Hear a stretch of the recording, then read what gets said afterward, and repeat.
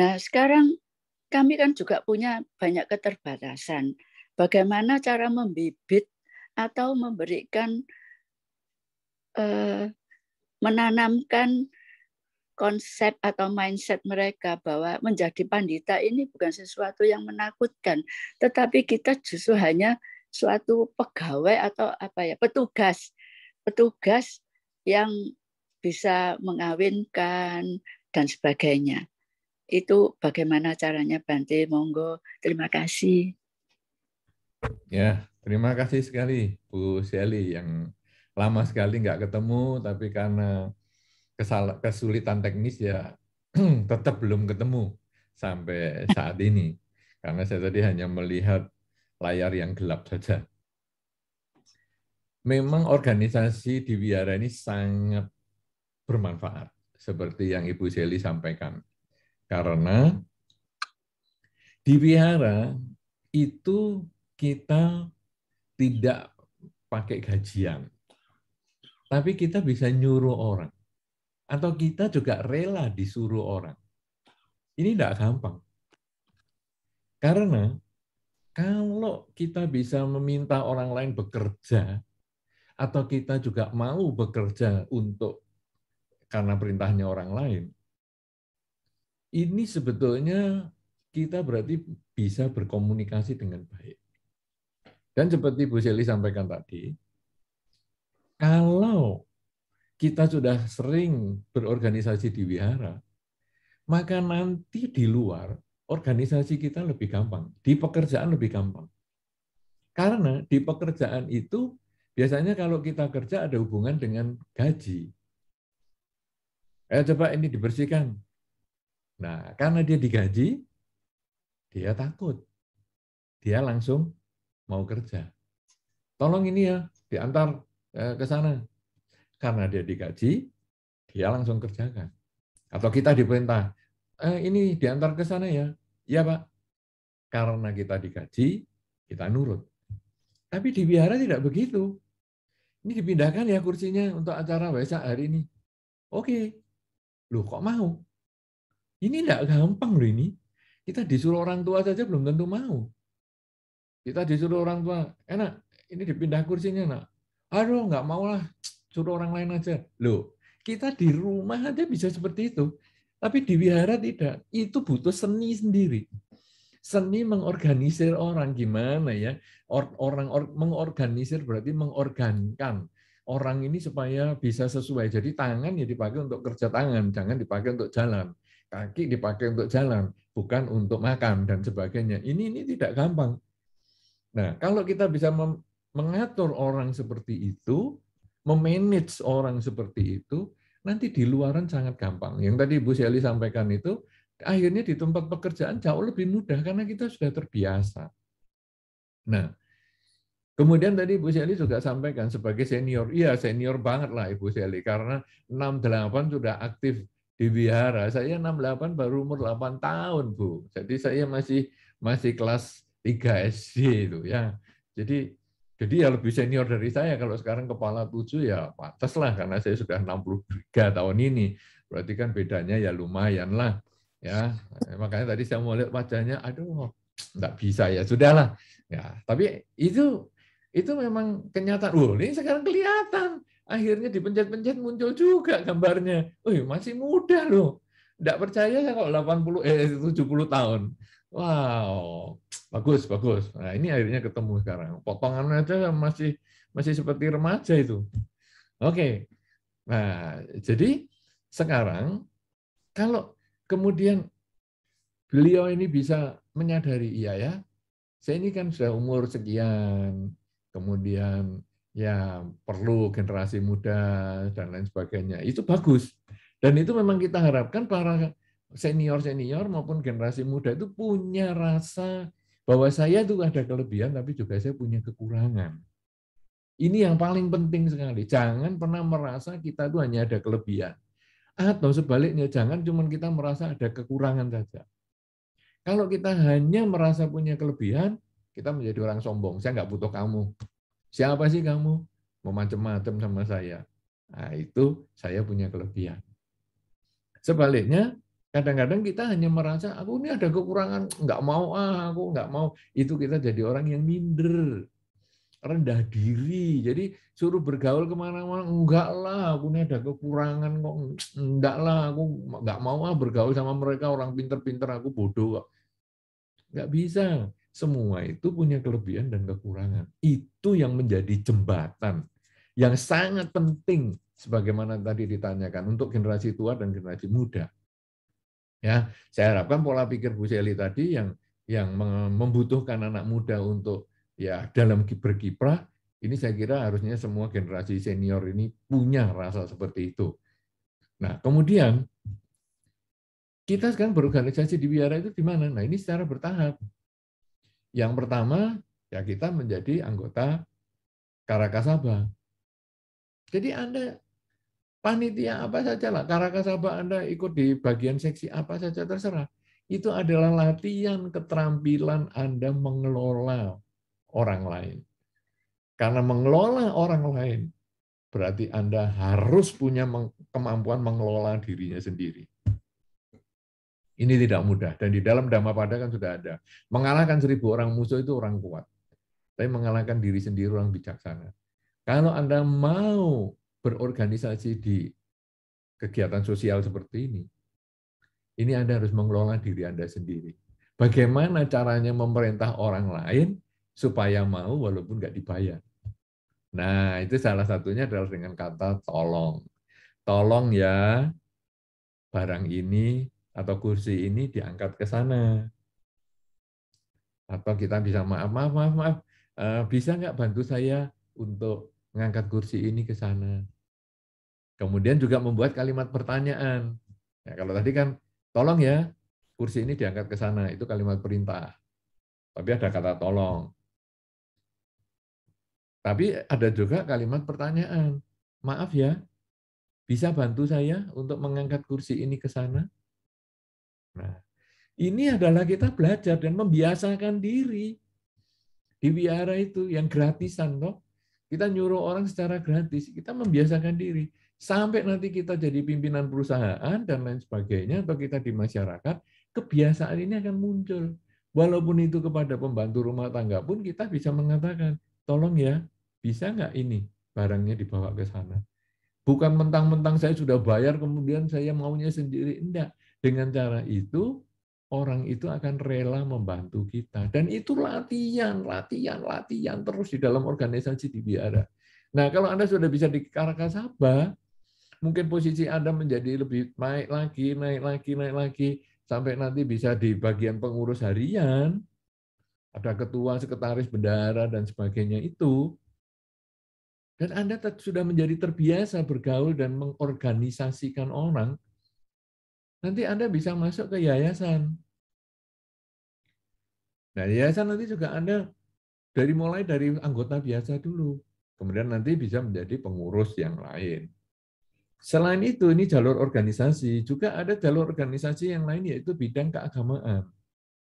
Jadi, kita merasa nyaman, kita menjadi upacarika. Nah, kemudian nanti menjadi pandita muda, madya, dan pandita. Itu kita bisa jalur itu. Kenapa demikian? Nah, yang tadi yang diprihatinkan oleh Bu Seli adalah merasa pandita itu sebagai satu tugas berat yang kita tidak mau lakukan. Nah, ini apalagi pandita, kadang upasaka-upasika saja loh ada yang tidak mau. Ayo kita tabis upasaka, aduh belum siap loh. Ini konsep yang keliru. Di dalam Dharma, menjadi upasaka-upasika itu bukan berarti Anda sudah mengerti agama Buddha, bukan. Di dalam Dharma, menjadi upasaka-upasika itu berarti Anda mulai belajar agama Buddha. Bukan lulus agama Buddha, tapi justru masuk belajar agama Buddha. Sehingga keliru kalau mengatakan, ayo jadi upasaka-upasika. Keliru jawabnya mengatakan, enggak lah, aku belum siap. Bukan. Ayo jadi upasaka-upasika. Ayo, aku memang mau belajar agama Buddha. Nah, jadi ini upasaka-upasika itu adalah penabisan masuk sekolah agama Buddha. Bukan lulus sekolah agama Buddha. Nah, jadi dimulai dari upasaka-upasika dulu. Sehingga nanti kalau ditanya orang agamanya apa? Agama Buddha. Sudah upasaka-upasika belum? Sudah. Loh, kamu ditanya ini kok belum bisa? Loh, memang upasaka-upasika itu kan untuk belajar. Ya. Jadi kita belum tahu, justru karena belum tahu maka kita menjadi upasaka dan upasika. Nah, kemudian nanti sudah mulai dari situ menjadi upacarika. Mencoba. Nah, ini kan umur bertambah juga, kemudian upacarika. Kemudian nanti berumah tangga, pemberkahan secara agama Buddha. Nah, setelah itu baru berpikir gimana ya saya bantu-bantu para pandita untuk kalau ada upacara pemberkahan pernikahan, upacara kematian, pembacaan parita di masyarakat, saya bantu-bantu ah. Nah, jadi ini bertahap. Tetapi itu sebetulnya semua adalah latihan, latihan mengorganisir orang. Ya, seperti Pak Edi misalnya mengorganisir orang. Ayo, nanti jam sekian puja bakti bersama ya. Wow, langsung yang banyak yang datang. Nah, ini kan hebat.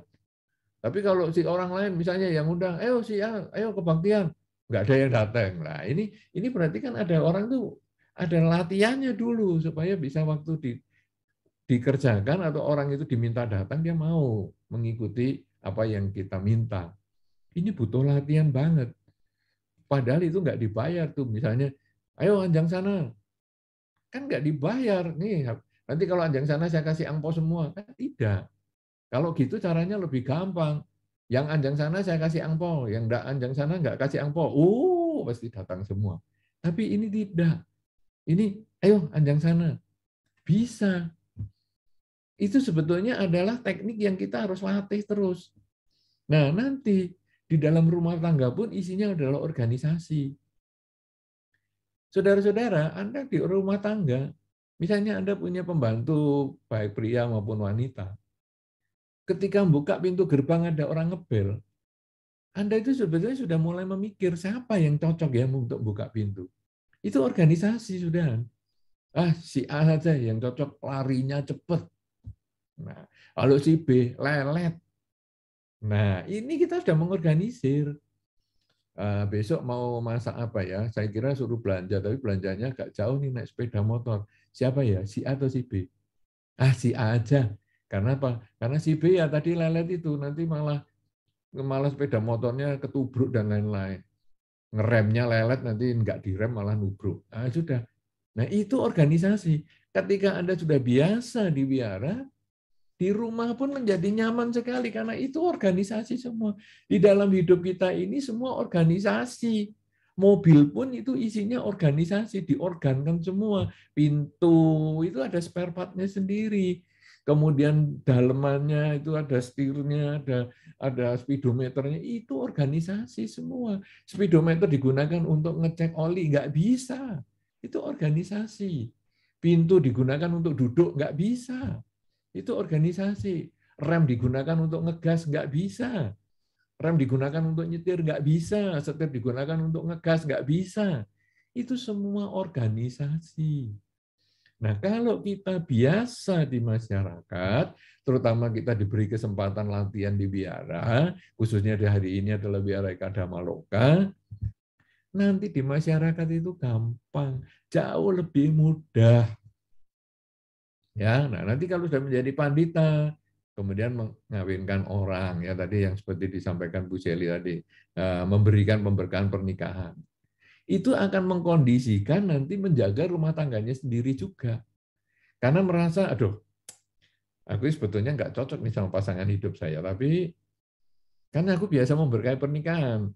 Ya nggak enak lah sama yang sudah saya berkahi itu kalau sampai saya terus ada apa-apa di rumah tangga saya. Nah, ini termotivasi kita untuk menjaga rumah tangga, keutuhan rumah tangga.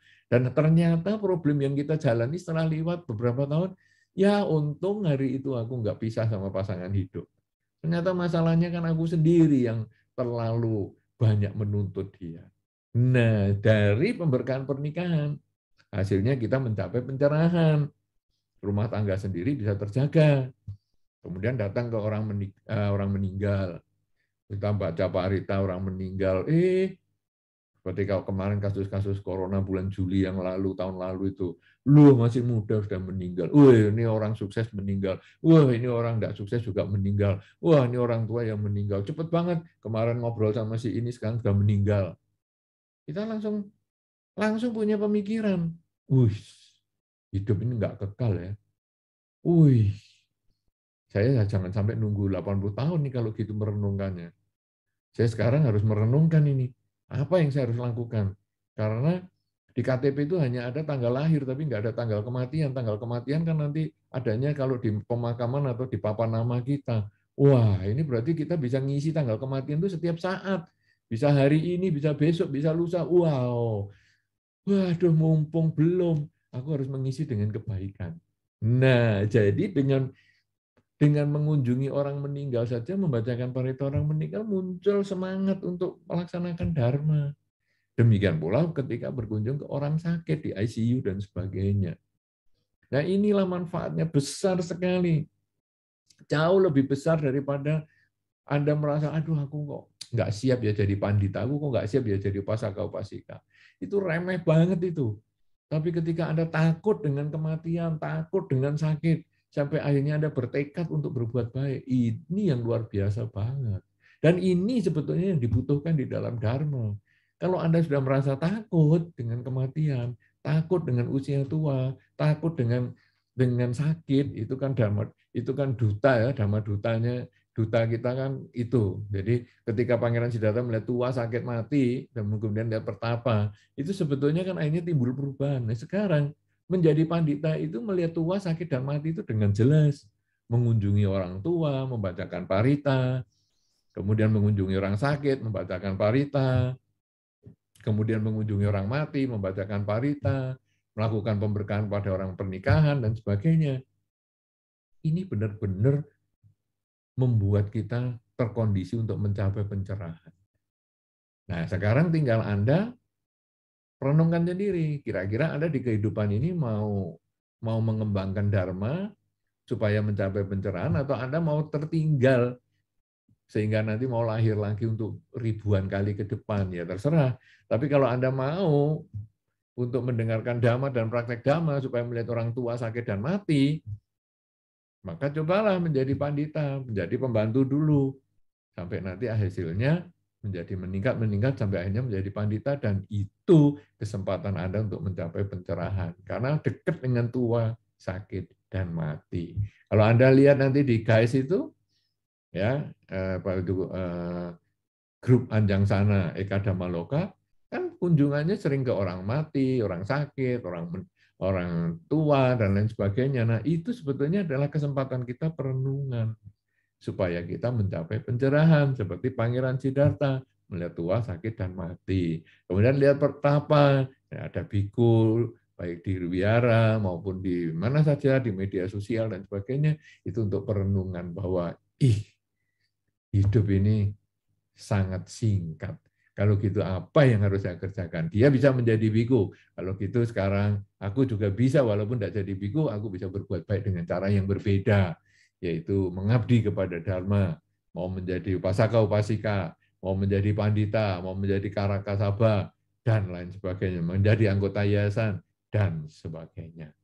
Ya, mudah-mudahan ini bisa memberikan inspirasi, memberikan manfaat, sehingga apa yang disampaikan Ibu Seli tadi bukan hanya sekedar kita dengar bersama, tapi bisa kita jadikan perenungan untuk meningkatkan kualitas diri kita di masa depan, dan masing-masing kalau kualitas diri kita meningkat, maka kepengurusan Karakasaba maupun Yayasan Eka Dhammaloka akan meningkat juga. Kalau kepengurusan Eka Dhammaloka ini meningkat, maka pembinaan umat Buddha di Wihara Eka Dhammaloka juga meningkat. Dan itu prestasi yang luar biasa, di samping prestasi membangun wihara, baik di lokasi sekarang maupun di tempat lain, ya di tanah-tanah yang masih kosong itu, juga prestasi membangun mentalitas umat Buddha yang datang ke Wihara Eka Dhammaloka. Mudah-mudahan ini bisa memperjelas dan bisa menjawab pertanyaan dari Ibu Seli. Terima kasih. Baik, terima kasih Bante atas penjelasannya. Selanjutnya ada yang bertanya Bante dari Zoom lagi. Kepada Bapak Kasin kami persilahkan.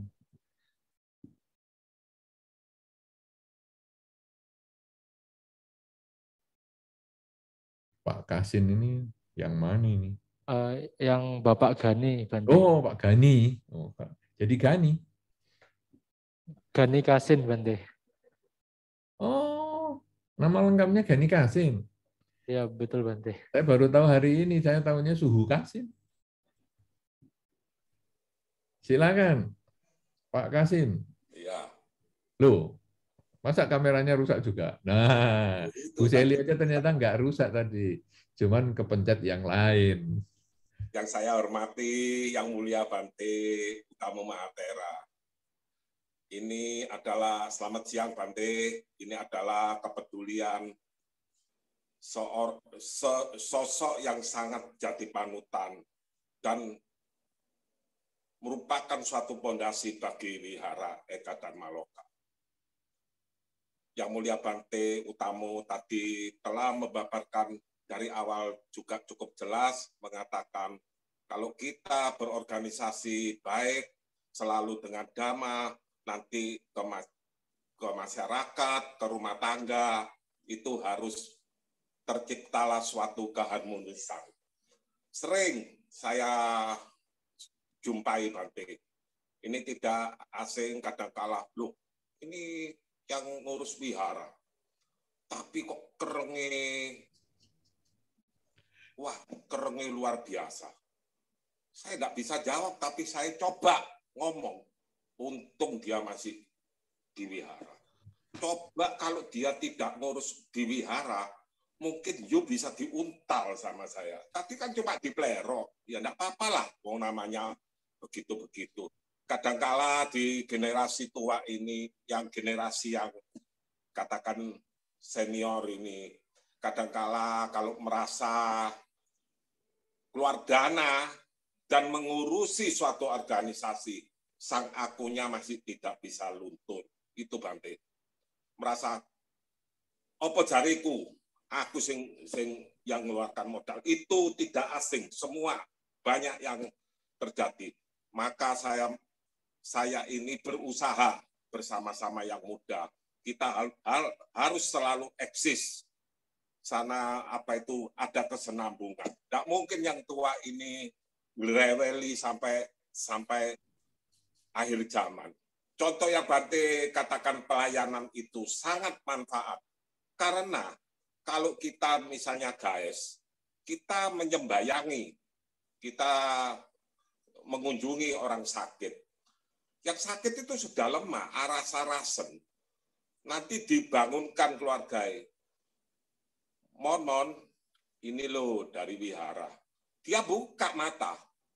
Tapi kalau yang nyembayangi itu yang sudah mak-mak atau kongkong, merem lagi Bante. Coba kalau yang 17 apa? Oh ya Om, waduh, semangat dia itu, imun baru. Imun baru saya itu jumpai yang sering-sering saya ketemui itu. Dan saya agak protes memang sama yang generasi, kebetulan saya ini juga termasuk ya tokoh tua lah, tokoh kemampu gitu. Kadangkala masih memiliki ego yang apalagi kalau sudah merasa mengeluarkan andil di wihara itu atau suatu tempat sudah apa kata saya. Tapi kalau saya dari dulu saya menanamkan ke anak saya, anggaplah wihara atau tempat kamu yang berbakti itu secara positif. Loh, secara positif ya apa, Pak? Rawatlah wihara itu seperti punyamu, tapi bukan milikmu. Kalau saya begitu, Bante. Apa kira-kira nanti Bante bisa membabarkan lebih mendetail lagi ini supaya anak-anak muda, saya senang dengan anak-anak muda ini sekarang sangat guyup lah. Tapi kadangkala mungkin ada terganjal sama yang bukan terganjal, mungkin masih belum kira-kira belum, masih ada jong, mungkin begitu ya toh. Tapi kalau pengalaman saya di Edaka Bante, mulai sejak masih remaja, masih celana cekak saya di Bante, masih SD, ya itu sampai sekarang saya lihat-lihat siapapun yang ngurusi suatu tempat, terutama di Edaka, Bante, rata-rata itu enak, Bante. Rata-rata keluarganya enak. Namun kalau tidak enak, sebaiknya tanyalah diri sendiri. Menurut saya begitu, Bang. Saya tidak bisa menyalahkan apa, tapi coba koreksi apa yang tadi Bante yang pernah dari awal itu mengatakan kalau kita di masyarakat, di rumah tangga. Nah, kalau di rumah tangga, kalau di wihara, senyum-senyum sama umat, waduh, sabare sampai bisa apa. Kalau di rumah tangga, belaki semua dia, ya amsong toh Bante. Ya apa ya? Ini adalah tahun yang kalau orang awam penutupan biasanya kan menunggu angpau. Ini bukan angpau. Ini yang dapat dari Yang Mulia Bante siang ini adalah hokpau. Hoki punya pau. Itu tidak bisa dinilai oleh materi apapun. Saya mengatakan, Dirgahayu ke-54, anak muda harus bangkit. Sabi sata bawan kusuki tata. Semoga semua makhluk hidup berbahagia. Sadu. Hebat sekali, Romo Kasin, hebat sekali, luar biasa. Ya, nah memang tadi yang disampaikan Romo Kasin atau Pak Kasin ini luar biasa sekali ya. Itu normal, itu banyak sekali. Orang kalau sudah berdana kemudian dia merasa memiliki. Aduh, ini kadang-kadang biara ini ya kalau nggak ada saya. Apa sih kamu ini? Ya, ini saya ini yang membuat begini begitu. Nah, kalau sudah seperti itu, nah dia hanya melihat kelebihan dirinya sendiri sehingga dia menjadi sombong. Orang lain dianggap selalu rendah. Atau sebaliknya tadi, orang lain dianggap tinggi, diri sendiri dianggap rendah. Aduh, aku ini tidak ada manfaatnya di biara ini. Aku ini orang kecil. Aku nggak bisa apa-apa kok. Tidak ada gunanya aku di biara. Nah, ini juga keliru. Kita itu masing-masing punya kelebihan dan kekurangan. Tadi di awal saya sudah sampaikan. Senior itu punya kemandirian ekonomi. Ya, punya duit. Dia mau untuk, biara ini butuh dibeli ulang ya. Saya dana. Berapa biayanya? X rupiah. Ya sudah, saya tutup semua. Blitur. Nah, ini punya. Tapi begitu sudah blitur selesai, kemudian mau ke wihara, jangan, ini masih ditutup wiharanya karena masih pandemi. Oh, saya ini kalau nggak berdana, wiharamu itu dulu elek banget loh. Nggak ada yang melitur, saya nih yang melitur. Masa ke wihara aja nggak boleh? Nah, ini dia, sudah mulai egonya keluar. Tapi yang Pak Kasin tadi sampaikan benar. Keluhan itu kita jawab, untung-untung loh dia tuh masih ke wihara. Waduh, kalau nggak ke wihara tambah amsyong itu omongannya. Nah, itu bagus. Sebetulnya kenapa? Karena orang ke wihara memang motivasinya macam-macam. Saya tadi berbicara tentang idealisme ke wihara, sehingga bahkan idealisme menjadi pandita. Bahwa kita merenungkan tua, sakit, dan mati, supaya kita akhirnya muncul satu pengertian, KTP saya itu hanya ada tanggal lahir, tapi tanggal mati berarti harus diisi setiap saat. Wah, ini saya harus berubah nih, mulai sekarang harus menjadi lebih baik. Nah, itu sebetulnya menjadi satu perenungan. Ini idealisme, itu satu nilai yang positif. Tapi sebaliknya kadang-kadang di wihara itu juga ada orang-orang yang mau mencari posisi supaya dia merasa ada nilainya. Nah, salah satunya misalnya dengan uang tadi. Jadi, wah, pokoknya aku banyak berdana. Sehingga beberapa orang ada yang mengatakan, dia kalau berdana ke wihara besar-besar loh, tapi kalau sama karyawan malah nggak banyak berdana. Karyawan sakit aja kita nggak diurus. Nah, itu ya ada. Kenapa? Karena di wihara dia merasa, aku ini ya mendapat penghargaan. Dan memang ada mentalitas orang wihara juga. Ini mentalitas orang wihara. Kalau sama donatur itu, kalau sama yang bukan donatur, sana kamu belakang saja. Itu ya ada mentalitas umat Buddha yang di wihara itu ya sebegitu itu. Padahal kita sebetulnya kamu berdana itu kan bukan untuk saya. Kamu berdana itu kan untuk dirimu sendiri. Kamu berbuat baik untuk dirimu sendiri. Kenapa saya jadi yang jadi apa ya, saya jadi mengabdi sama dirimu, kan keliru itu. Tapi ini terjadi. Wah, itu donatur besar. Monggo silakan kita turuti apa saja yang dia inginkan. Waduh, nggak karu-karuan ini. Saudara-saudara, mungkin Anda tahu bahwa Wihara Bodhigiri itu bukan satu wihara yang kecil. Wihara yang cukup besar. Tapi Anda tidak pernah ketemu nama donaturnya siapa. Ya kan? Anda tidak pernah tahu, di mana saja tidak pernah tahu. Padahal kalau Anda ngitung-ngitung biayanya, saya kira Anda yang sudah biasa di bidang bangunan, Anda akan tahu berapa nilai kira-kiranya di situ. Tapi tidak ada nama orangnya. Kenapa?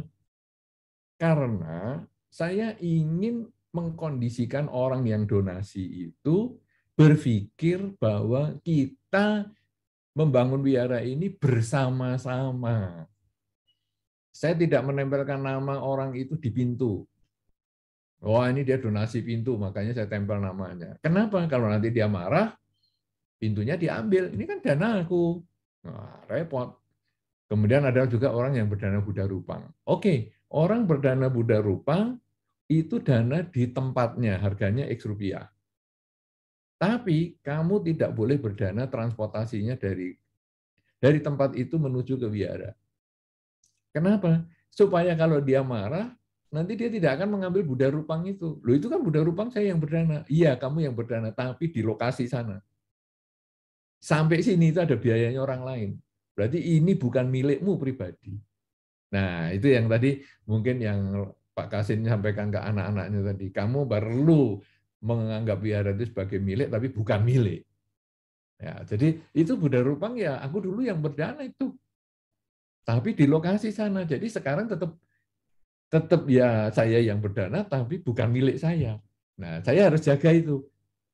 Ini mirip seperti itu. Jadi tidak ada nama sama sekali. Ya, ini sebetulnya supaya kita itu masing-masing juga punya konsep seperti itu, bahwa saya berbuat baik itu bukan untuk si A, bukan untuk pandita ini, bukan untuk itu, tapi saya berbuat baik itu untuk diri saya sendiri. Orang kalau namaskara sama biku kadang-kadang kan manggil, Bante, namaskara ya Bante. Loh, kenapa? Namaskaranya kan bukan ke bikunya. Bikunya ini kan hanya sarana. Masa kita Buddha Rupang juga manggil, Bang Buddha, aku mau namaskara, kan ya enggak. Itu kan hanya sarana kita menghormat. Nah, penghormatan itu manfaatnya adalah untuk dirinya sendiri, bukan untuk Buddha Rupangnya. Manfaatnya penghormatan itu untuk dirinya sendiri, bukan untuk bikunya. Bikunya mau ngobrol, bikunya mau apa, Anda namaskara ya namaskara aja. Nggak usah manggil, nggak usah ngapa-ngapa. Dan nggak usah sakit hati ketika nggak dilihat juga sama bikunya. Kenapa? Karena itu adalah kebajikan yang kita lakukan sendiri. Nah, dengan cara seperti itu kita mengurangi keakuan. Semakin lama ke wihara, harusnya keakuan ini berkurang. Tapi, seperti yang Romo Kasin sampaikan tadi, kadang-kadang semakin lama di wihara, keakuannya makin besar. Merasa dirinya ini yang membangun ini semua, merasa dirinya ini yang menciptakan ini semua. Padahal sebetulnya tidak ada, semua itu hanya kerjasama. Kalau kita ngerti anatta, semua itu adalah semuanya paduan unsur. Nah, jadi kita harus mendidik juga. Di wihara itu donatur ataupun bukan, kita harus perlakukan yang sama. Jangan kalau donatur mesti dituruti maunya. Kalau tidak pernah dana, kita cuek, nggak mau lihat dia. Itu yang bikin salah asuhan adalah Pak pengurus wihara, umat wihara. Begitu dia datang, itu donatur loh, donatur besar loh. Kita harus hati-hati loh kalau ngomong sama dia. Nanti kalau dia pergi kan ke wihara nggak ada yang donasi. Ya kita yang merusak. Jadi kalau tadi Pak Kasin mengatakan, ada orang ini loh aku berdana gini, itu memang dia mentalnya begitu. Tapi juga itu terkondisi oleh panitia ataupun anak-anak wihara juga. Nah, jadi sekarang anak-anak wihara sanggup nggak kepada donatur pun biasa-biasa saja. Anggap dia sama-sama manusianya. Loh, Anda tahu ya, salah satu raja di zaman Sang Buddha, ya itu suka berdana. Malah bukan raja, ini adalah Anathapindika. Dia berdana. Wah, kan Anda tahu tuh Anathapindika dananya besar banget. Ya, sampai jajar emas itu sampai hektaran untuk dibeli di Sawati itu. Tapi dia kalau Kalau Sang Buddha ceramah, dia agak jauh. Dia tidak di depan sendiri, tidak. Dia jauh. Kemudian ada orang yang tanya, loh kenapa kamu kok enggak di depan? Kan kamu dananya besar. Justru dana besar itu saya enggak mau. Karena saya berdana bukan untuk duduk di depan, itu bukan. Nah, jadi itu sebetulnya adalah orang yang memahami bahwa saya berbuat baik itu adalah kembali ke diri saya. Coba renungkan Anda. Masing-masing Anda renungkan. Nanti kan kadang-kadang kitalah yang membuat rusak donatur itu. Karena kita memuja dia. Seolah-olah biara ini tidak akan berdiri kalau nggak ada dia.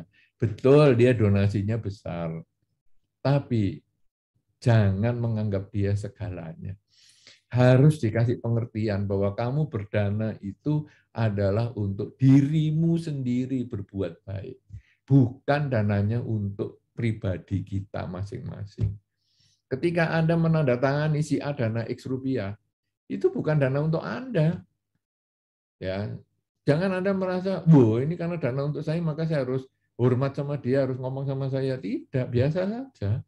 Anda jangan menganggap itu segalanya. Nah, dengan demikian maka di Wihara Ekadharma Loka misi paling tidak itu kemudian tidak membuat budaya yang merusak donatur itu sendiri. Kemudian kalau tidak donasi, lalu Anda singkirkan. Nah, itu akhirnya orang yang nggak berdana merasa kecil. Nah, siapa yang buat? Ya, umat Buddha juga. Siapa? Ya, panitianya sendiri. Nah, karena itu, ya cobalah sekarang mulai diperhatikan. Supaya jangan sampai kita membuat orang salah asuhan. Dan ngomong-ngomong tentang Imlek, tidak lama lagi, tanggal 1 Februari kita sudah memasuki tahun baru Imlek. Ya, karena itu ya saya mengucapkan selamat tahun baru. Semoga dengan memasuki tahun yang baru kita juga memiliki kesempatan untuk lebih banyak berbuat baik dengan pikiran, lebih banyak berbuat baik dengan ucapan, lebih banyak berbuat baik dengan perilaku kita, sehingga semakin banyak pula kebahagiaan yang kita dapatkan di tahun depan, tahun baru, tahun macan ini, ataupun di tahun-tahun selanjutnya. Karena kebajikan itulah pasti kembali kepada diri kita sendiri. Ya, tadi sudah dikatakan oleh Pak Kasin juga, atau Romo Kasin atau Suhu Kasin, yang kalau sampai ada orang berbuat baik, panitia di wihara atau pengurus di wihara, kok masih keluarganya kok belum beres. Ya, karena rata-rata tadi kan keluarganya pada bagus-bagus, bahagia, kok ada yang belum bagus. Itu dikatakan belum bagus. Bukan berarti tidak bagus, tapi belum bagus. Karena karma baiknya nanti pasti berbuah dalam bentuk keluarga yang baik. Kenapa sih pengurus wihara kok keluarganya jadi baik? Karena yang diurus bukan satu orang. Yang diurus banyak orang. Berarti berlaku kelipatan. Itu seperti MLM, multi level marketing. Sekali Anda berbuat baik, Anda itu berbuat baik untuk banyak orang, bukan hanya untuk 1-2 orang. Dan itulah yang mengkondisikan pengurus wihara menjadi hidupnya lebih bahagia. Nah, pengurus wihara itu ada Karakasaba, pengurus wihara itu ada yayasan, dan jangan lupa seperti pesan Bu Seli tadi, pengurus wihara juga ada panditanya. Kalau sekarang panditanya tidak ada, karena sekarang saya baru tahu bahwa ternyata hanya 3, ya, Pandita Seli Gunawati, Pandita Gani Kasin yang sekaligus merangkap sebagai suhu, ya, dan kemudian ada Pandita Edi Supriyono. Saya baru tahu kalau baru 3 saja, sayang banget karena ada satu pandita yang sudah menjadi biku, ya. Nah, itu jadi saya kira harus ada kemajuan yang lain.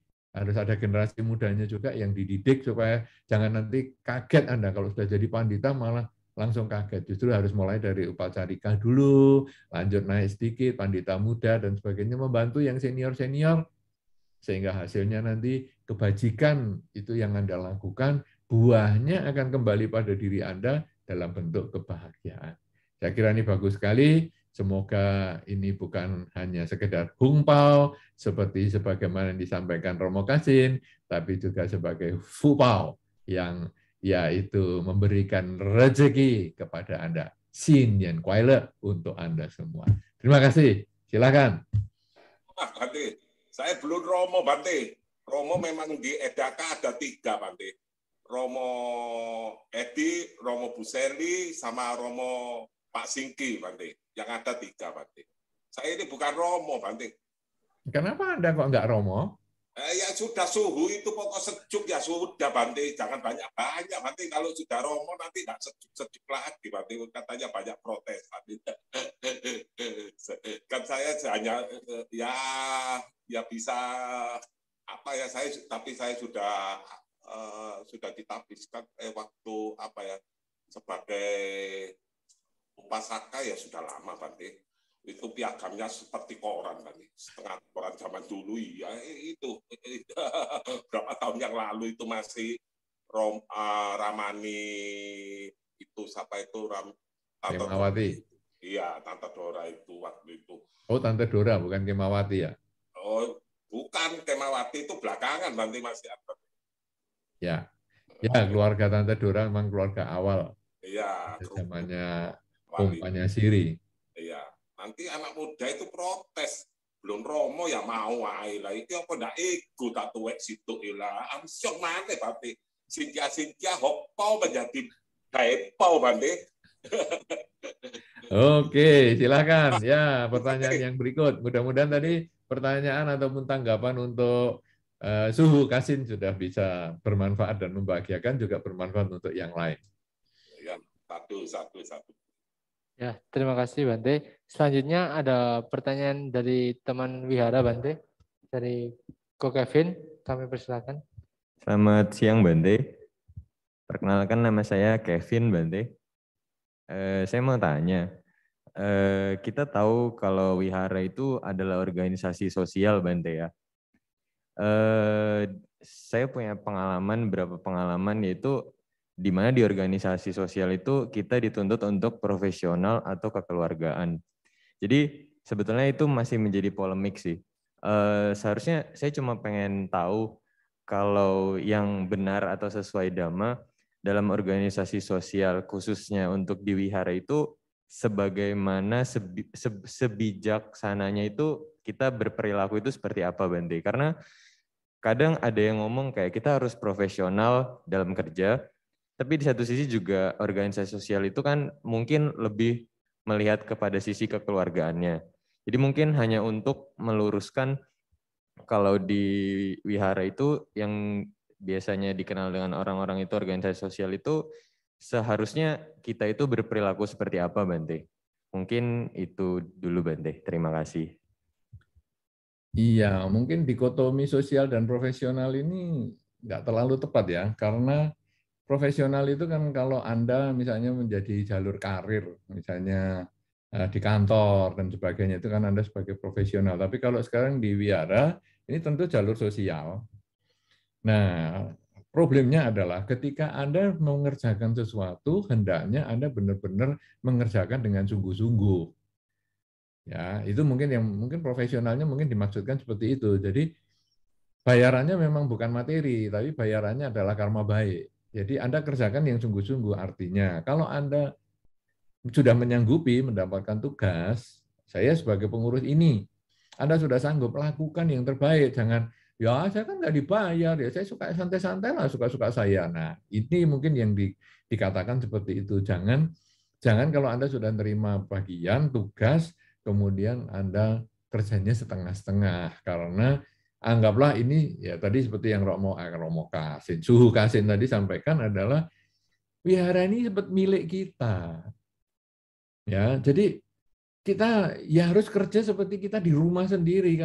Kalau wihara kotor ya kita harus bersihkan, wihara perlu apa ya kita harus kerjakan. Wihara kok sound systemnya ngadet ya, kita bisa ya kita perbaiki, atau kita mampu ya kita belikan. Jadi itu seperti rumah sendiri, tapi ya jangan dianggap rumahnya sendiri kemudian kita suka-suka pelihara anjing, pelihara kucing dan lain sebagainya. Kemudian kita maki-maki orang dan lain enggak. Jadi tadi yang Romo Kasin sampaikan, kok Romo lagi, Suhu Kasin tadi sampaikan itu ya sudah benar, bahwa wihara anggap rumah sendiri, tapi juga jangan dianggap rumah sendiri. Nah, jadi bukan milik itu sebetulnya, tapi kita tetap merawat. Jadi kalau pertanyaan tadi Saudara Kevin itu, mungkin saya menanggapinya adalah ketika Anda sudah sanggup melakukan sesuatu, lakukan itu dengan sungguh-sungguh. Kenapa? Karena karma baik yang Anda lakukan itu akan kembali pada diri Anda, bukan kepada orang lain. Dan Anda tidak punya hak sebetulnya untuk menuntut orang yang menyuruh Anda. Kamu nyuruh saya, kemudian kamu enak-enak aja. Dasar, bukan. Dia mau enak-enak itu karmanya dia sendiri. Tapi ketika kita disuruh dan kita melakukan dengan sungguh-sungguh, itu sesungguhnya karmanya akan kembali pada diri kita. Ya, karena kita sebetulnya di dalam wihara ataupun sebagai seorang umat Buddha, kita sudah diajarkan tentang bagaimana kita punya rasa malu dan takut. Sebetulnya rasa malu itu kalau kita ngedepi orang lain. Jadi malu itu membutuhkan orang lain untuk melihat kita. Jadi misalnya, jangan ngomong gitu, malu.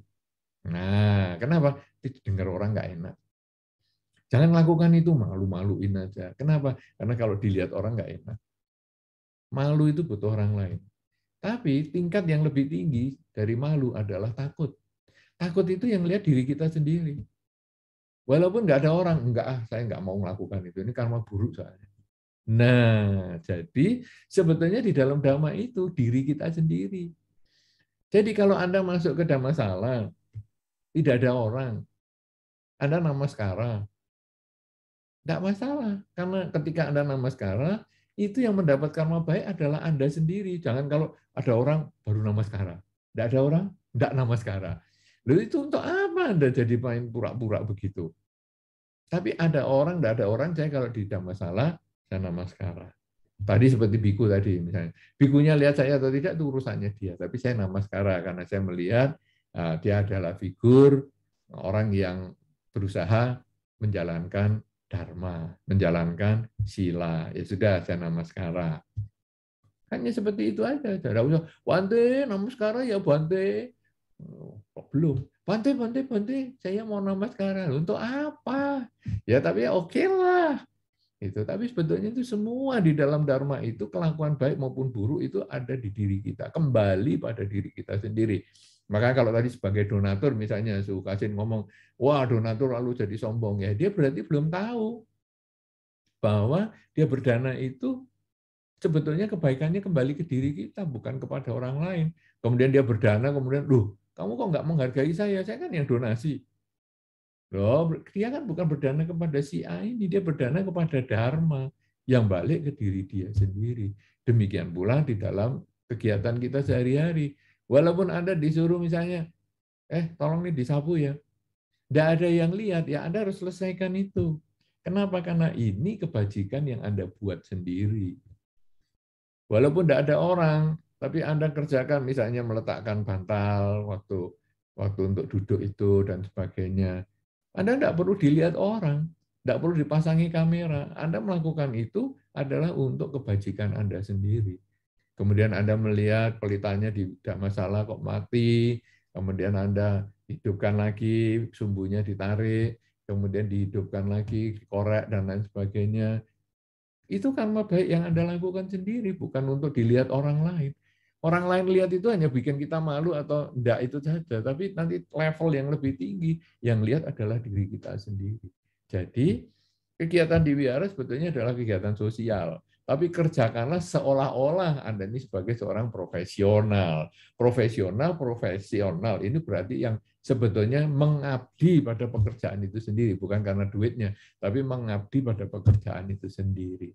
Profet itu ya, jadi dari kata profet yang artinya mengabdi pada diri sendiri. Begitu, Saudara Kevin, mudah-mudahan jelas sekarang yang dimaksudkan dua istilah profesional dan sosial itu. Terima kasih Bante atas penjelasannya. Mungkin kalau boleh satu pertanyaan lagi Bante. Kalau misalnya gini Bante, saya pernah punya pengalaman ketika kita di satu organisasi, namun kita itu, misalnya kita sudah menunjuk ya Bante, kita punya orang-orang yang sudah dipilih untuk melakukan sesuatu pekerjaan, misalnya kayak satu divisi ada punya beberapa divisi.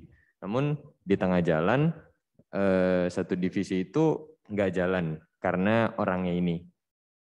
Dan sudah dicoba untuk pendekatan secara personal, namun masih tidak menemukan jalan, atau misalnya kita punya plan, tapi tidak berjalan sesuai plannya gitu Bante. Jadi mungkin di situ timbul satu kegalauan. Bagaimana seharusnya kita bersikap atau kita menanggapi kejadian seperti itu Bante? Karena mengingat kembali di suatu organisasi sosial itu kan tidak ada, istilahnya kan kita tidak digaji. Jadi kayak bagaimana seharusnya kita itu bersikap agar plan kita itu bisa berjalan sesuai awal lagi gitu Bante. Apakah ya mungkin kan banyak cara Bante, cuma mungkin ada cara yang lebih bijak sesuai Dhamma. Terima kasih Bante. Ya, jadi kalau itu rencana jangka pendek, misalnya, ini kepanitiaan Maga Puja ya, kita mau persiapan untuk acara Maga Puja, ini kan pendek nih, nanti hanya 2 minggu lagi sudah Maga Puja misalnya. Nah, kemudian dia kok nggak bisa jalan ya, bagian ini.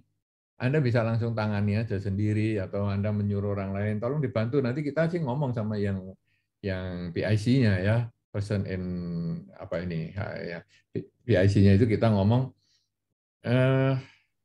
tolong ini kamu nanti akan dibantu ini, mungkin kamu agak sibuk atau apa, cobalah sekarang biar ini yang ikut bantu kamu. Nah, jadi kita masukkan orang lain atau kita sendiri kalau mampu kita yang ngerjakan sendiri. Itu untuk panitia jangka pendek. Misalnya acara maga tadi, karena nanti setelah 2 minggu kan panitia dibubarkan, ya sudah. Ya, karena kita sudah berusaha pendekatan dan lain sebagainya, kok dia macet terus, ya mungkin dia punya kesulitan, kita ya enggak usah terlalu desek lah. Kemudian kalau memang seperti itu wataknya, nanti di kesempatan lain mungkin Waisak ya kita kasih bagian yang lain. Kalau memang dia cukup aktif, ya kita kasih bagian yang lain yang kalaupun dia tidak datang masih bisa.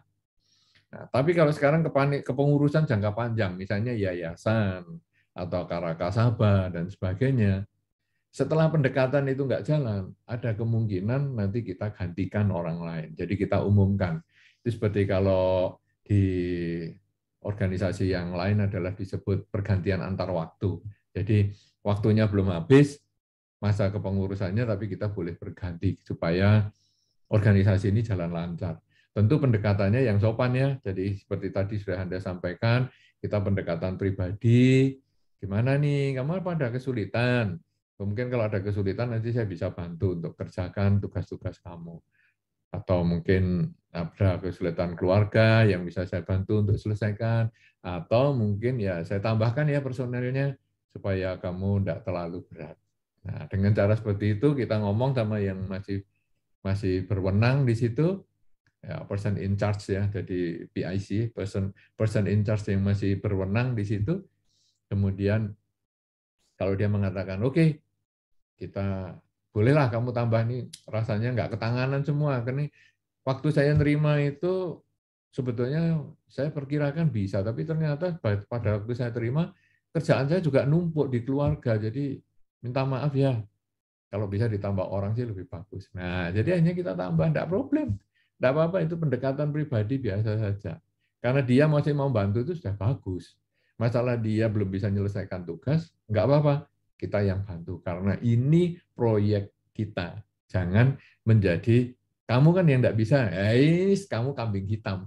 Ini acara ini gagal gara-gara kamu ini. Jangan, karena ini acara gagal ya kita gagal semua. Ini kan organisasi, ya. Organisasi itu jari ketusuk jarum saja, mulutnya yang teriak, aduh. Nah, jangan kata jari tangan, jari kaki ketabrak meja atau jari kaki nabrak meja saja, padahal jauh banget tuh, jari kaki kelingking lagi. Itu saja yang mulutnya juga aduh. Jadi satu yang kena semua tubuh ini yang kena. Kemudian kita diintuk tawon. Ya, dintuk tawon mungkin kaki kita yang dintuk tawon sampai bengkak, tapi tubuh kita semua ya panas meriang. Jadi jangan selalu menganggap bahwa kalau organisasi itu yang salah satu ya satu yang salah. Kita semua nanggung bersama. Apalagi kalau kita sebagai pimpinan, kita yang tanggung jawab. Jadi kamu nggak bisa kerja ya saya akan bantu untuk menyelesaikan.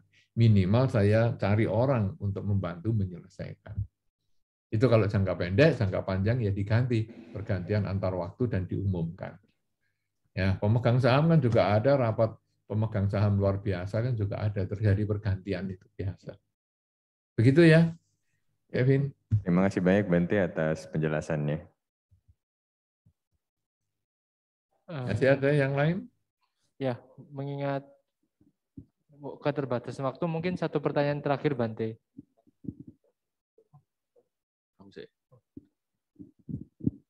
Selamat siang Bante. Saya Cahyadi. Saya mau bertanya Bante. Saya kan pengalaman di sini juga sudah lumayan. Dari awal itu relawan, terus lama-lama ada hari ini jadi Karaka Bante. Nah, yang saya mau tanyakan, kalau sifat anak muda seperti yang Bante katakan tadi, yaitu banyak ide fresh dan menggebu-gebu Bante. Tapi secara mental, ini yang saya alami ya Bante, waktu saat muda, berarti sekarang udah tua ya. Dulu waktu muda, awal-awal kuliah itu gabung join ke sini, itu memang ide-ide itu banyak Bante. Cuman kendalanya kurang bisa mengeksekusi, begitu Bante. Nah, suatu ketika lama-lama, wah kok gini ya, nggak cocok lah, mentalnya down Bante. Nah, di saat down itu mungkin waktu itu saya lebih ke sempat nggak ke vihara juga Bante. Jadi down, benar-benar down. Males lah gitu Bante. Nah, tapi saya ada pemikiran bahwa saya ke sini itu bukan cari masalah dengan orang-orang, tapi lebih ke yang juga seperti Bante katakan, yaitu kita berbuat baik untuk diri sendiri. Nah, apabila ada teman-teman relawan ataupun Karaka yang muda-muda yang mentalnya down, kira-kira ada cara yang lebih baik untuk membangkitkan mental yang down itu gimana ya Bante? Terima kasih Bante. Ya, baik. Jadi ini memang nyambung ya dengan awal tadi yang kita bahas tadi, bahwa generasi senior punya kecukupan materi, relatif cukup materi, relatif lebih mandiri secara ekonomi, tapi waktu, tenaga, ide sudah berkurang. Ya, sedangkan generasi muda relatif masih memerlukan materi karena usia karir, tetapi ide-ide lebih fresh, tenaga juga lebih bagus. Nah, sekarang tadi sudah disampaikan bahwa masing-masing harus menyadari ada kekurangannya, supaya itu nyambung dengan hubungan yang harmonis. Kemudian tadi juga sudah saya sampaikan, ide-ide ya, tadi mungkin penanya yang pertama tadi, bahwa kadang-kadang kita punya ide tapi nggak bisa kerja. Nah, ini yang wajar. Memang sayangnya di Indonesia ini konsepnya kamu punya ide, ya kamu yang harus ngerjakan. Waduh, enggak selalu seperti itu. Kita juga harus ingat, kepala yang punya ide tidak selalu kepala itu yang kerja. Karena kepala yang punya ide, tangan yang ngerjakan. Tapi belum tentu tangan juga yang ngerjakan. Nendang kan nggak pakai tangan, nendang kan pakai kaki. Nah ini karena ini mengorganisir otak ini. Enaknya apa ya? Sekarang dipegang apa ditendang? Oh dipegang, pegang berarti pakai tangan. Oh ditendang supaya menjauh, ini pakai kaki. Ini organisasi. Nah kemudian ide kita sudah banyak nih. Ide itu tidak selalu harus dikerjakan. Ini yang kita harus kasih tahu kepada generasi muda. Tadi yang sudah saya pesankan kepada pasangan hidup misalnya. Aku kepengen masakan ini loh. Tapi sudah seminggu ditunggu kok masakannya kok nggak keluar-keluar. Kok yang lain. Nah karena mungkin ada prioritas kepentingan. Sehingga mungkin masakan itu nanti munculnya minggu depan setelah belanja di tempat yang agak jauh karena nggak ada yang ngantar. Kalau beli di sana, nanti hari Minggu saya bisa diantar beli di sana, belanja baru besok bisa masak itu. Demikian pula di wihara. Ketika idenya banyak, catat dan dibagikan kepada teman-teman yang satu haluan. tidak dilaksanakan, jangan sakit hati. Ya, ini problem yang tadi saya disampaikan. Kadang-kadang kita, loh kok ideku nggak disampaikan, nggak kok dilaksanakan, percuma lah aku ngide gini. Nah, malah kadang-kadang, wis nggak mau datang sekalian, nggak perlu ideku toh, nggak mau datang loh. Kalau nggak mau ide kita, kan kita juga bisa ngerjakan idenya orang. Kenapa kita harus ego? Harus ideku yang harus kamu kerjakan, idenya kamu saya nggak mau kerjakan, enggak. Kadang-kadang ya idemu aku kerjakan duluan. Nah ini adalah prioritas. Prioritas sekarang mungkin ide saya ini baru bisa dikerjakan pada setelah Waisak nanti. Walaupun ide ini sebetulnya untuk magang. Tapi nggak bisa, mungkin terlalu mepet, atau mungkin waktunya nggak ada, atau mungkin kondisinya nggak memungkinkan, oke, ditunda sampai Waisak. Waisak ini ternyata juga bukan, ditunda untuk Waisak depan. Nggak apa-apa, makanya ide itu perlu dicatat, sehingga satu ketika kita ditanya, kamu punya ide apa? Nah, sudah keluar kita. Ya ini loh, sebetulnya saya punya ide ini. Kira-kira mana ya yang memungkinkan untuk dikerjakan dalam waktu dekat? Nah, jadi ketika orang itu tidak mau mengerjakan, kita nggak sakit hati. Dan seperti tadi saudara saya disampaikan, kita itu punya ide yang banyak, kita itu melakukan mengeksekusi, kita itu berdana untuk biara, sebetulnya kita itu membangun karma kita sendiri. Jangan dijadikan urusan personal dengan orang lain. Ya, tadi sudah ada kata-kata tadi toh bahwa aku kan ke wihara ini kan bukan karena dia. Aku ke wihara karena mencari dharma, betul. Aku ke wihara itu untuk praktek dharma, betul. Ya, jadi jangan kita berpikir bahwa aku ke wihara karena dia, dan karena dia pula aku nggak mau ke wihara. Ada beberapa orang yang jarang ke wihara, kalau ditanya, kenapa sih kamu nggak mau ke wihara? Wih, orangnya sombong-sombong. Loh, kamu ke wihara ini ngapain ngurusi orang sombong-sombong? Kalau kamu ngurusi orang sombong-sombong, berarti kamu sendiri sebetulnya yang sombong. Karena kamu menduga orang lain yang sombong. Cuek aja, mereka mau sombong mau apa, urusan dia. Tadi saya sudah sampaikan, saya datang ke wihara, saya namaskara di Buddha Rupang. Dilihat orang, nggak dilihat orang, terserah. Dan Buddha Rupang diem aja. Kan kita nggak ngomong sombong. Nah, jadi sekarang kita namaskara ke biku. Wah, bikunya kok diem aja, sombong. Nah, ini problem lain. Padahal sebetulnya itu hanya sarana kita berbuat baik. Di wihara sarana kita berbuat baik. Orang-orang sombong itu urusannya dia. Itu urusan dia dengan karmanya dia. Ngapain kita pusing, ngapain kita kepo. Nah, kalau kita sudah seperti itu, hidup ini nyaman sekali. Mau ketemu orang model aneh-aneh gimana, santai. Ya, nah untung Anda sekarang setelah lebih senior, tadi kan masih muda, tadi katanya seperti itu. Sekarang lebih senior, mau ke wihara, mau jadi pengurus wihara, mau jadi karakasabha wihara, bagus. Dan nanti akan ketemu terus orang-orang seperti itu. Bahkan jangan heran, satu ketika Anda pun bisa terjebak dalam perilaku sombongnya itu.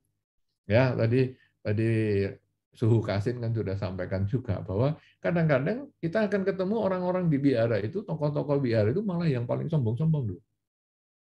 Jadi dia merasa nih loh aku, kalau nggak ada aku, aduh, apa ini tidak ada ya, kamu ini kan anak muda, anak baru. Saya ini tahu ini ceritanya gini-gini, dan seterusnya dan seterusnya. Itu Anda akan ketemu orang-orang tokoh-tokoh wihara yang kadang kelakuannya seperti itu. Kenapa? Ya mungkin dia di wihara hanya ke wihara secara fisik, tapi mentalnya belum dididik menjadi lebih baik dan lebih melaksanakan dharma. Tidak apa-apa, masih ada kesempatan kok untuk lebih maju lagi di masa depan. Karena itu, kalau tadi kita renungkan, ulang tahun ke-54 ini hanya untuk sebagai satu perenungan aja. Dalam 54 tahun Wihara Eka Dhammaloka ini, apa yang sudah dikerjakan? Kalau yang bagus, ya kita kembangkan di masa depan. Kalau yang masih ada kekurangan, enggak masalah. Masih ada kesempatan puluhan tahun ke depan untuk kita berubah menjadi lebih baik lagi. Yang jelas kita harus ingat bahwa kita ke wihara adalah untuk memperbaiki diri kita sendiri, bukan untuk ngurusi orang lain. Jadi Anda enggak perlu kepo dengan orang lain. Kamu sering ke wihara kok kelakuannya kayak gitu, enggak usah kepo. saya sering ke wihara kelakuannya gimana? Sudahkah saya menjadi lebih baik? Nah, kemudian kalau saya ada organisasi, itu pun adalah kesempatan saya untuk menjadikan diri saya ini berlatih di dalam mengorganisir sesuatu. Kalau saya berdana, berarti ini kesempatan saya menambah karma baik saya, baik berdana materi maupun berdana yang bukan materi, yaitu berdana waktu, berdana tenaga, berdana nasihat, berdana pikiran, ide, gagasan. Itu semua adalah dana yang kebajikannya kembali pada diri kita. Tidak perlu marah kalau ada orang lain yang tidak mendukung kita. Jangan dijadikan hal yang personal. Ya, kita anggap saja ya sudah orang ini tidak memahami kita. Lakukan kebajikan itu terus-menerus. Jangan pernah berhenti hanya karena omongan orang lain. Lakukan kebajikan itu terus-menerus. Jangan pernah berhenti hanya karena melihat tanggapan atau respon orang lain. Lakukan kebajikan itu terus-menerus. Jangan hanya melihat kelakuan para tokoh-tokoh wihara kemudian kita berhenti. Jangan. Bahkan ada orang yang saya tahu dulu tokoh umat Buddha, kemudian kok jadi pindah agama kenapa? Iya, karena kalau saya waktu sakit nggak ada yang nengoki. Yang nengoki adalah agama lain. Loh, orang lain agama lain yang nengoki kemudian pindah ke sana. Lah, apa kamu itu ke wihara itu karena kepingin kalau sakit ditengoki? Kan ini jadi masalah lain lagi. Jadi dia tidak memahami esensi orang ke wihara itu. Bahwa ke wihara ya membuat karma baik untuk diri kita. Kalau saya sakit kemudian kok nggak ditengoki umat Buddha, ya berarti karma baik saya masih kurang. Lah itu yang disalahkan malah umat Buddhanya kemudian ya yang nengoki malah agama lain. Lah kamu ini pilih agama hanya karena sakit ditengoki. Berarti kamu kepingin disayang-sayang terus ya, kamu sering-sering sakit aja supaya mereka juga sering tengok. Ini kan aneh sekali, tapi itu nyata dan itu orang itu juga ada. Dan saya juga ketemu, ngaku omongan itu sendiri kan aneh. Ya, kemudian saya cerita, loh, saya juga saya biku. Saya pernah dulu sakit batuk yang tidak sembuh-sembuh berbulan-bulan. Umat Buddhanya ya tidak tengok saya, yang tengok malah agama lain. Bawakan obat, bawakan apa. Tapi saya kan ya tidak pindah agama. Kenapa? Karena saya tahu sakitnya kan saya sendiri, kebanyakan ngomong. Sakitnya ya saya tahu sendiri. Kemudian nggak ditengoki umat Buddha, ya biarin dong mereka punya kesibukannya sendiri-sendiri. Saya ditengoki malah saya repot. Nah, tapi kan saya nggak pindah agama. Dan tetap jadi biku sampai hari ini. Nah, ini kadang-kadang kalau Anda melihat ya orang yang jarang ke wihara atau nggak pernah ke wihara, nanti alasannya itu aneh-aneh dan nyalahkan orang lain. Nah, itu di dalam Dhamma, Sang Buddha sudah menyampaikan. Ada orang tuh punya alasan macam-macam supaya nggak melakukan Dharma. Misalnya, terlalu pagi ya. Kayaknya terlalu pagi. Saya kalau mau meditasi kok rasanya kepagian. Nanti kalau siang, aduh mau meditasi kok kesiangan ya sudah. Nanti malam, rasanya kok kemalaman sudahlah enggak meditasi. Atau meditasi terlalu lapar lah. Nanti aja lah habis makan. Habis makan terlalu kenyang lah. Dan seterusnya, dan seterusnya, dan seterusnya. Akhirnya enggak melakukan. Jadi orang ini selalu mencari kambing hitam atas kelakuannya sendiri. Kalau orang yang lepas jubah, Sang Buddha juga menyampaikan, dia mengatakan, wah Dharma ini terlalu rumit lah, Vinaya yang terlalu aneh lah. Nah, padahal sebetulnya itu semuanya dirinya sendiri yang tidak bisa jalani. Nah, kalau Anda nanti tanya kepada orang yang nggak ke wihara, ya tadi salah satunya tadi Cahyadi yang di awal tadi sudah cerita di waktu mudanya, itu selalu sering nyalahkan orang lain. Ya kalau tadi kan Cahyadi menyalahkan dengan lah ide-ide saya nggak pernah dipakai sih. Nah, padahal Anda beri ide, Anda bikin karma baik, nggak dipakai urusan lain. Pokoknya tetap beride aja.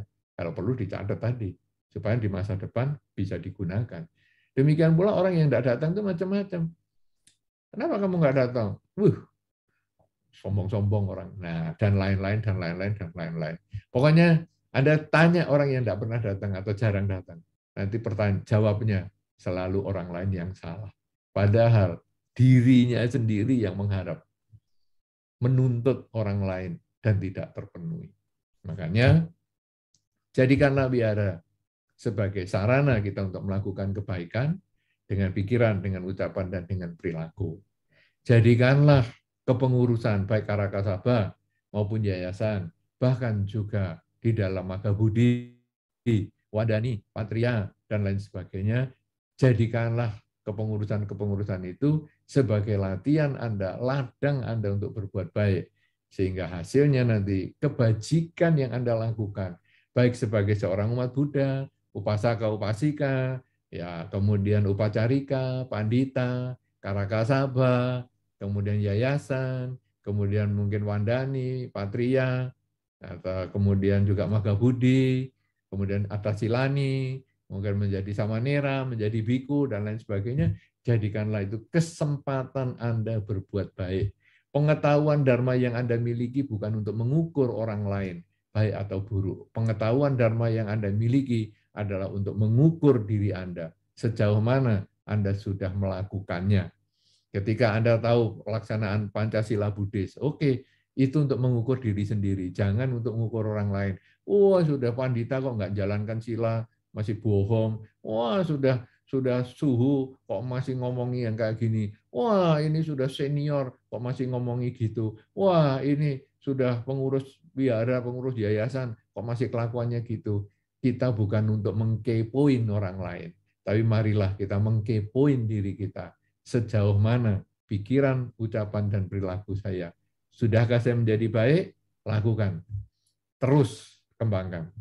Kalau masih jelek, masih ada kesempatan. Perbaiki. Sampai usia kita nanti habis, nafas kita menjadi habis, dan kita mungkin terlahir kembali di kondisi yang lebih nyaman karena kebajikan yang telah kita lakukan mulai sekarang, ulang tahun 54, Wihara Eka Dhammaloka, sampai akhir kehidupan kita, selalu mengisi hidup kita dengan kebajikan. Semoga ini bermanfaat. Terima kasih atas kesempatan yang diberikan. Sadu, sadu, sadu. Anumodana Bante atas pembabaran Dhamma yang luar biasa, serta sebuah karma baik kita bisa berjumpa pada siang hari ini, Bante. Mungkin selanjutnya Bante, kami mohon untuk memimpin pelimpahan jasa, Bante. Baik, jadi dalam rangka ulang tahun ke-54 Wihara Eka Dhammaloka, marilah kita merenungkan semua jasa-jasa kebaikan yang sudah kita lakukan bersama selama kita menjadi pengurus, baik di Karakasaba maupun kita di yayasan, maupun kita di Magabudi, Wandani, dan Patria. Kita renungkan kebajikan yang telah kita lakukan dengan pikiran, ucapan, dan perilaku kita.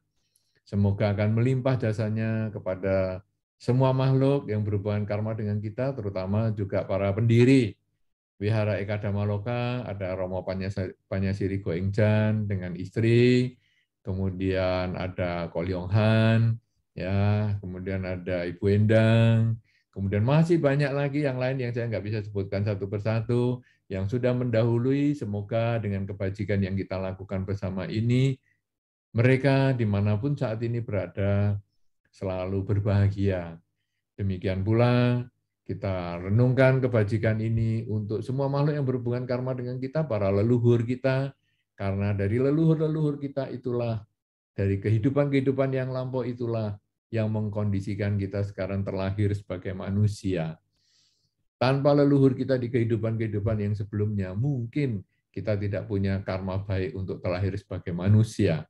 Tapi karena bimbingan leluhur kita di kehidupan sebelumnya, kita punya karma baik terlahir sebagai manusia, kita punya karma baik kita sebagai umat Buddha, kita punya karma baik untuk melaksanakan dharma, dan kita punya karma baik untuk berkumpul bersama dalam dharma.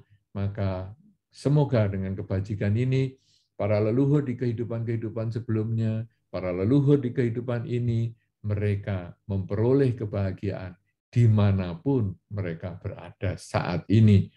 Semoga semua makhluk selalu berbahagia, dan pada saat saya membacakan Parita, Anda mengucap di dalam batin, semoga semua makhluk berbahagia.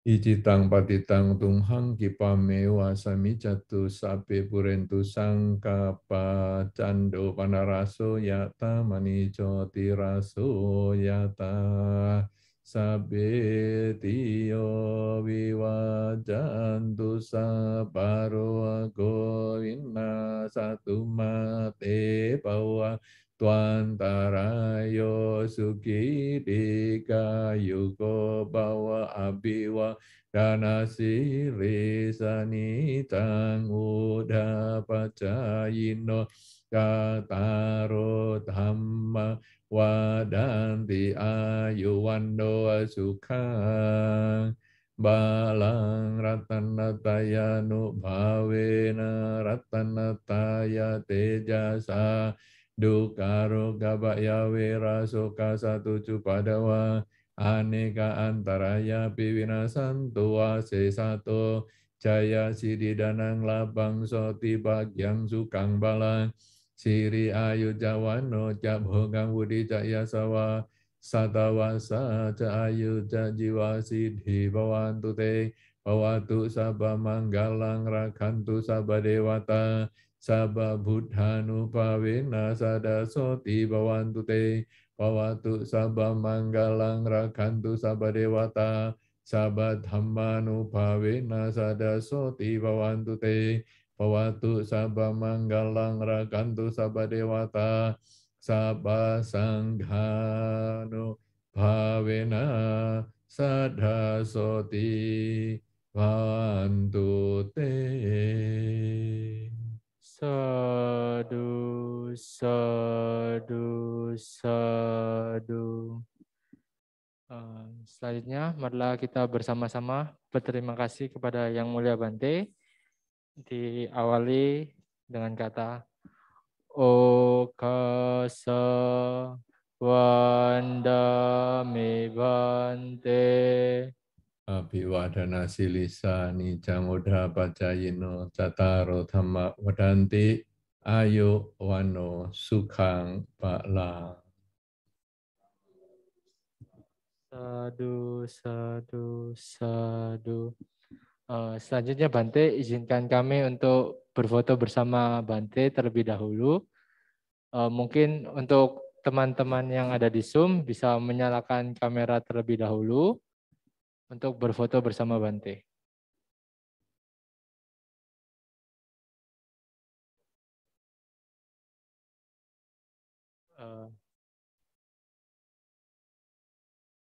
Ya. Yes.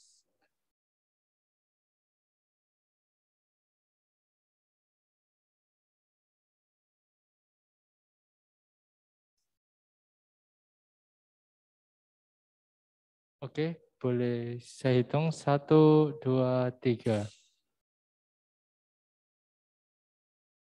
Sekali lagi mungkin. Oke. 1, 2, 3.